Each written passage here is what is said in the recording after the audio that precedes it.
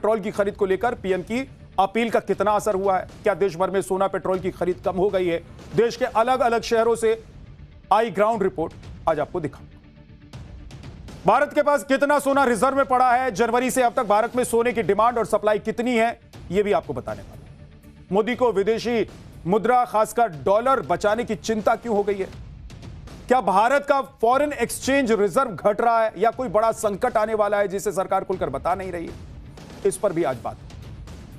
मोदी की अपील के बाद शेयर मार्केट में कैसा भूचाल आ गया है? ज्वेलरी कंपनियां बाप बाप क्यों करने लग गई हैं? तेल कंपनियों के शेयर धड़ाम क्यों हो गए हैं? और कैसे ईवी कंपनियों की मौज आ गई है? यह सब डिटेल में आज आप देखेंगे। पीएम की अपील काम कर गई तो देश के विदेशी मुद्रा भंडार में गिरावट रुक जाए, लेकिन इसका खामियाजा ज्वेलरी इंडस्ट्री को भुगतना पड़ेगा। अगर एक साल तक लोगों ने सोने की खरीद कम या ना के बराबर कर दी तो क्या ज्वेलरी इंडस्ट्री बर्बाद हो जाएगी? क्या ज्वेलरी शोरूम बंद हो जाएंगे और क्या लाखों ज्वेलरी कारीगर सड़क पर आ जाएंगे? क्या संकट से बचने के लिए दूसरे संकट का खतरा खड़ा हो रहा है? नहीं, यह भी आज आपको बताऊंगा। पीएम की पेट्रोल बचाने वाली अपील का लोगों पर क्या असर हुआ है? कहां जज साहब कार छोड़कर साइकिल पर आ गए और कहां नेताजी 700 गाड़ियों का काफिला लेकर रौला झाड़ने के लिए निकल पड़े। हैरान करने वाली यह तस्वीर भी आज आप देखिए, लेकिन पहले ये ट्रेलर देखिए। श्री हिमंत बिश्व शर्मा। जब तक हालात सामान्य न हो हम सोने की खरीद को टाले, गोल्ड की जरूरत नहीं है। अगर देश में ज्वेलरी इंडस्ट्री इस तरह से ठप हो जाएगी तो आप ये देखिए देश के कितने बड़े कारीगर बेरोजगार हो जाएंगे। कल न्यूज आई हुई है टीवी में, वो न्यूज आने से पूरे ऑल इंडिया में सब ज्वेलर्स के बहुत हड़कंप मच गया हुआ है। मेरी देश के हर नागरिक से अपील है, जहां संभव हो पेट्रोल डीजल का उपयोग कम करें। ये अपील नहीं है, ये पतन की अपील की। जो लोकसभा में हारे हैं वो अपील के बाद भी हारेंगे।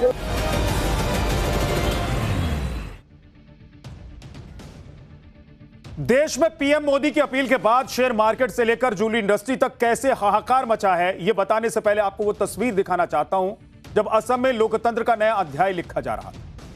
करीब 11 साल पहले कांग्रेस से बीजेपी में आए हिमंता बिस्वा शर्मा के नेतृत्व में तीसरी बार असम में बीजेपी ने सरकार बनाई है और खुद दूसरी बार असम के मुख्यमंत्री पद पर विराजमान हुए हैं हिमंता बिस्वा शर्मा। आज जब हिमंता सीएम पद की शपथ ले रहे थे, असम में एक नया रिकॉर्ड बन रहा था। ऐसा पहली बार हो रहा था कि किसी सीएम के शपथ ग्रहण समारोह में कोई विदेशी मेहमान भी मौजूद है। इसके बारे में आपको आगे बताऊंगा, लेकिन आप देखिए कि पिछले 11 सालों में बीजेपी में हिमंता का कद और लोकप्रियता कितनी ज्यादा बढ़ गई। अब हिमंता बिस्वा शर्मा बीजेपी के ऐसे स्टार प्रचारक बन चुके हैं जिन्हें बीजेपी हर राज्य में चुनाव प्रचार के लिए भेजती। इन 11 सालों में हिमंता बिस्वा शर्मा ने खुद को कट्टर हिंदुत्व की राजनीति करने वाला नेता के तौर पर स्थापित कर दिया और बीजेपी में योगी आदित्यनाथ के बाद हिमंत हिंदुत्व की राजनीति करने वाले दूसरे लोकप्रिय नेता भी बन गए। हालांकि बीजेपी में हिंदुत्व की हार्डलाइनर पॉलिटिक्स करने वाले नेताओं में एक और चेहरा बंगाल में चमकने लगा। बंगाल में बीजेपी के पहले मुख्यमंत्री शुवेंदु अधिकारी भी उसी राह पर निकल पड़े हैं जिस रास्ते पर योगी और हिमंता पहले से चल रहे। इस तरह से बीजेपी को बिना लाग लपेट हिंदुत्व की राजनीति करने वाले 3 लोकप्रिय चेहरे मिल चुके हैं। मैं श्री हिमंत बिश्व शर्मा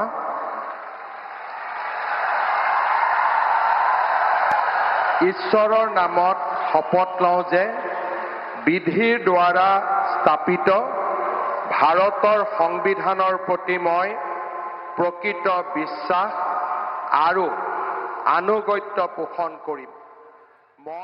आज जिस वक्त हिमंता बिस्वा शर्मा सीएम पद की शपथ ले रहे थे, उस वक्त अमेरिका के राजदूत सर्जियो गोर भी वहां पर मौजूद थे। यह देखकर कुछ लोगों को बहुत हैरानी हुई, क्योंकि प्रधानमंत्री के शपथ ग्रहण समारोह में विदेशी मेहमानों को बुलाने की परंपरा है, लेकिन मुख्यमंत्रियों के शपथ समारोह में ऐसा बहुत कम देखने को मिलता है। कभी नहीं देखा गया। बल्कि यह पहली बार था जब किसी मुख्यमंत्री के ओथ सेरेमनी में विदेशी मेहमान कोई मौजूद, क्योंकि अभी 4 मई को जब 5 राज्यों के चुनावी नतीजे आए थे, तब ट्रंप ने पीएम मोदी को फोन करके बधाई दी थी। तब संजय राउत को इतनी बेचैनी हुई कि उन्होंने ट्रंप को चिट्ठी लिख डाली थी। उस चिट्ठी में संजय राउत ने लिखा था कि देश का नहीं, राज्यों का चुनाव था, इसलिए ट्रंप मोदी को बधाई देकर भारत के आंतरिक मसलों में दखल दे रहे हैं। तो सोचिए कि आज तो अमेरिका के राजदूत सर्जियो गोर हेमंत बिस्व शर्मा के शपथ ग्रहण समारोह में मेहमान बनकर मौजूद थे। इस मौके पर सर्जियो गोर ने टाइम्स ऑफ भारत से खास बातचीत भी, एक बार सुन लीजिए। So it's a big day for Assam. What you will say, sir? So it's a big day for Assam. What you will say, sir? It's great to be here. Great to be here. What for Hemanta Biswa Sharma? And congratulations to the Chief Minister. Thank you so much.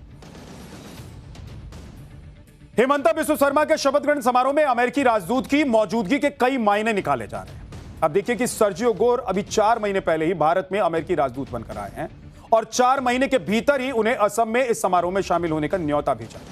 इस बात की कूटनीतिक अहमियत को Sergio Gor भी समझते हैं, इसलिए उन्होंने अपने एक्स अकाउंट पर एक पोस्ट किया। उन्होंने लिखा कि आज गुवाहाटी में मुख्यमंत्री हेमंत बिस्व शर्मा के शपथ ग्रहण समारोह में शामिल होने के लिए आमंत्रित किए जाने पर मैं सम्मानित महसूस कर रहा हूं। अमेरिका और असम के बीच कई व्यापारिक संबंध हैं और मुख्यमंत्री के नेतृत्व में हम अपने दोनों देशों के लिए और भी कई ऐसे अवसर तलाशेंगे जिनसे दोनों को लाभ हो। यानी कि सर्जियो गोर ने संकेत दिए हैं कि अमेरिकी कंपनियां असम में निवेश करने की इच्छुक हैं। अगर ऐसा होता है तो असम के लिए विकास के नए रास्ते खुल जाएंगे।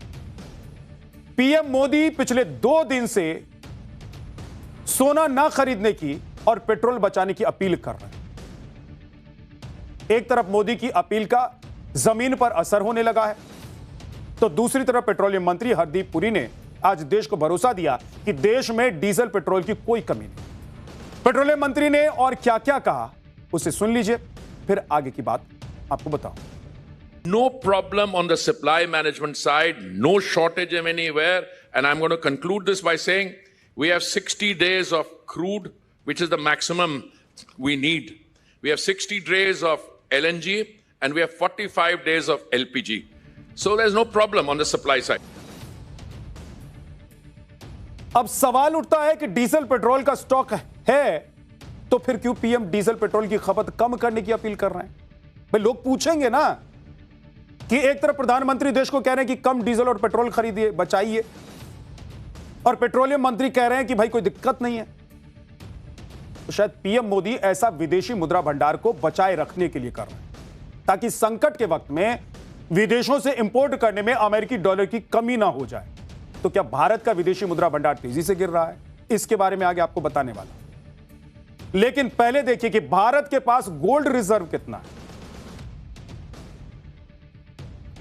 आरबीआई की रिपोर्ट के मुताबिक मार्च 2026 तक भारत के पास करीब 880 मीट्रिक टन सोना था। मोदी सरकार ने पिछले 3 साल में गोल्ड रिजर्व को तेजी से बढ़ाया है। आप देखिए कि 2023-24 में आरबीआई ने करीब 107 मीट्रिक टन सोना खरीदा, 2024-25 में करीब 104 मीट्रिक टन सोना खरीदा गया और 2025-26 में आरबीआई करीब 168 मीट्रिक टन सोना भारत ले आई। यानी कि पिछले 3 साल में भारत ने अपना गोल्ड रिजर्व करीब 379 मीट्रिक टन बढ़ा दिया, जो कि एक देश के लिए बड़ी उपलब्धि मानी जाती है। यह बहुत बड़ी उपलब्धि मानी जाती है किसी भी देश की। पीएम मोदी ने 140 करोड़ देशवासियों से सोना ना खरीदने की अपील इसलिए की क्योंकि पिछले वित्तीय वर्ष में जब सोने की कीमत अपने पीक पर थी, यानी कि सबसे ज्यादा थी, उस वक्त भारत में लोगों ने दबाकर सोना खरीदा था और इतना सोना खरीदा कि रिकॉर्ड बना दिया। अब देखिए कि घरेलू मांग का 99% सोना आयात करने वाले भारत ने 2025-26 में 72 अरब डॉलर का सोना खरीद लिया। भाई 72 अरब डॉलर का, और सोने की खरीद में यह भारत का नया रिकॉर्ड है। हालांकि इस साल जनवरी में जब सोना अपने ऑल टाइम हाई रेट पर था, तब लोगों ने ज्वेलरी शोरूम जाना कम कर दिया। इसीलिए पिछले 4 महीने में सोने की डिमांड लगातार कम हुई। मतलब इस साल जनवरी में करीब 100 टन सोने की डिमांड थी, लेकिन फरवरी के महीने में यह डिमांड घटकर 65 से 66 टन रह गई। फिर मार्च में सोने की डिमांड में और गिरावट आई, केवल 20 से 22 टन सोने की डिमांड रह गई और अप्रैल में तो सोने की डिमांड सबसे कम हो गई। अप्रैल में लोगों ने सिर्फ 15 टन ही सोना खरीदा। इसको ऐसे भी समझिए कि पहले जहां लोग 70 से 80 हजार में 10 ग्राम सोना खरीद रहे थे, उसी 10 ग्राम सोने के लिए लोगों को अब 1.5 लाख रुपए खर्च करने पड़ रहे हैं। इसीलिए मिडिल क्लास ने तो सोने से पहले ही दूरी बना ली, तौबा कर लिया। कि भाई पहले सोना खरीदेंगे कि पहले घर का राशन लेकर आए, बच्चों को पढ़ाएंगे कि पहले सोना लेकर आए, क्योंकि सोना अब उनकी रेंज के बाहर निकल गया। उन्हें लगने लगा कि अब सोना हमारे हाथ में नहीं रह गया। अब सोने की जो खरीदारी हो रही है उसका बहुत बड़ा कारण शादी समारोह है, शादी ब्याह है, लोगों की मजबूरी है, ना चाहते हुए भी लोगों को इतने महंगे सोने के गहने खरीदने पड़ रहे हैं। और इसीलिए पीएम मोदी ने खासतौर पर शादियों में सोना ना खरीदने की अपील की, ताकि लोग शादी में सोने के गहने खरीदने की बोझिल परंपरा से भी बाहर निकल जाए, राहत महसूस करें। एक है ना सिस्टम कि दुल्हन के लिए, दुल्हन की मां के लिए, दुल्हन की चाची के लिए, दादी के लिए, भाई लिस्ट बना के देते, सबके लिए आएगा। और उधर दूल्हे वाले भी देते हैं कि भाई हमारे पूरा खानदान, 2-4 जो आस पड़ोस में वाले रहने वाले, सबके लिए सोने का गहना आएगा। क्या करेंगे लोग? मजबूरी में खरीदते हैं, बनवाते। तो पीएम मोदी बार बार अपील कर रहे हैं कि विदेशी मुद्रा भंडार को बचाने के लिए सोने से दूरी बनानी होगी। पीएम मोदी को यह अपील क्यों करनी पड़ रही है, यह आप भारत के घटते फॉरेन एक्सचेंज रिजर्व को देखकर समझ सकते हैं।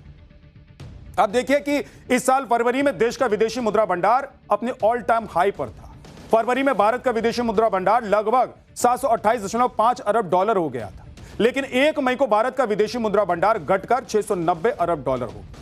यानी कि 3 महीने में ही भारत का विदेशी मुद्रा भंडार करीब 38 अरब डॉलर कम हो गया। परसों मोदी ने अपील की और कल इसका असर शेयर मार्केट में भी देखने को मिल गया। ज्वेलरी कंपनियों के शेयरों में तो जैसे भूचाल आ गया। एक तरफ ज्वेलरी और गोल्ड में डील करने वाली कंपनियों के शेयर धड़ाधड़ धड़ाम गिरने लगे। कई कंपनियों के शेयर 11% तक टूटे। सबसे ज्यादा गिरावट स्काई गोल्ड कंपनी के शेयर में आई। कल्याण ज्वेलर्स के शेयर में 8% से ज्यादा की गिरावट दर्ज की गई। पीसी ज्वेलर के शेयर में 5% से ज्यादा गिरावट और स्काई गोल्ड के शेयर में तो 12% से ज्यादा की गिरावट दर्ज की। पीएम मोदी की अपील के बाद ज्वेलरी इंडस्ट्री में सन्नाटा छा गया है, क्योंकि यह कोई 200 से 400 लोगों की बात नहीं है। 50 लाख ज्वेलरी कामगारों की रोजी रोटी का भी सवाल है। भारत की जीडीपी में सोना और हीरा व्यापार का योगदान 7% का है। इसीलिए एक तरफ सोना न खरीदने से विदेशी मुद्रा भंडार तो बचेगा, लेकिन कहीं ज्वेलरी इंडस्ट्री और उससे जुड़े लोग बर्बाद ना हो। इस बात का डर हर उस आदमी को सता रहा है जो ज्वेलरी कारोबार से जुड़ा हुआ है। भारत में ज्वेलरी सेक्टर में करीब 50 लाख लोग काम करते हैं। सूरत और मुंबई जैसी बड़ी इकोनॉमी तो हीरा और सोने के बिजनेस पर ही टिकी हुई। आप देखिए कि जनवरी 2025 में भारत की ज्वेलरी इंडस्ट्री 7 लाख करोड़ से ऊपर की थी और 2030 तक इसके बढ़कर 11 लाख करोड़ से ज्यादा होने का अनुमान है। ऐसे में आप अंदाजा लगाइए कि पीएम की अपील का इस इंडस्ट्री पर क्या असर होने वाला है। सुनिए एक ज्वेलरी शोरूम के मालिक ने क्या कहा और उनके मन में क्या चल रहा है। अब लोगों का रिस्पांस बीते 24 घंटों में किस तरीके का है? बिल्कुल रिस्पांस कम है इस समय। जो कस्टमर, आप कस्टमर देख रहे हैं, कस्टमर से बात कीजिए, वो बोलेंगे कि वैसे उनको जितने जरूरत है उतना वो लेके जा रहे हैं। एक्स्ट्रा उन्होंने बुलियन मांगी थी, मैंने मना कर दिया और उनको सहमति बताई कि नहीं, एक्स्ट्रा नहीं लेना है सोना। कहीं ना कहीं जाके देश का हित होगा, देश का फायदा होगा, ये सोचना हमको भी जरूरी है। हम आम नागरिक है, लेकिन हम भी सोचेंगे अगर देश का हित, तो पूरा हिंदुस्तान की कितनी आबादी, सब हर कोई सोचेगा और देश का हित होगा। सर, मुंबई में ज्वेलरी बिजनेस से लाखों लोगों का घर चलता है। ऐसे में जब ज्वेलरी की बिक्री नहीं होगी तो डिमांड घट जाएगी। तब ज्वेलरी कारखानों में काम करने वाले कारीगरों से लेकर ज्वेलरी शोरूम में काम करने वाले सेल्समैन सब के सब परेशान हो जाएंगे। सबके सामने रोजी रोटी का संकट खड़ा हो जाएगा, क्योंकि डिमांड घटेगी तो ज्वेलरी इंडस्ट्री में छटनी होगी और बहुत लोगों का रोजगार भी छिन जाएगा।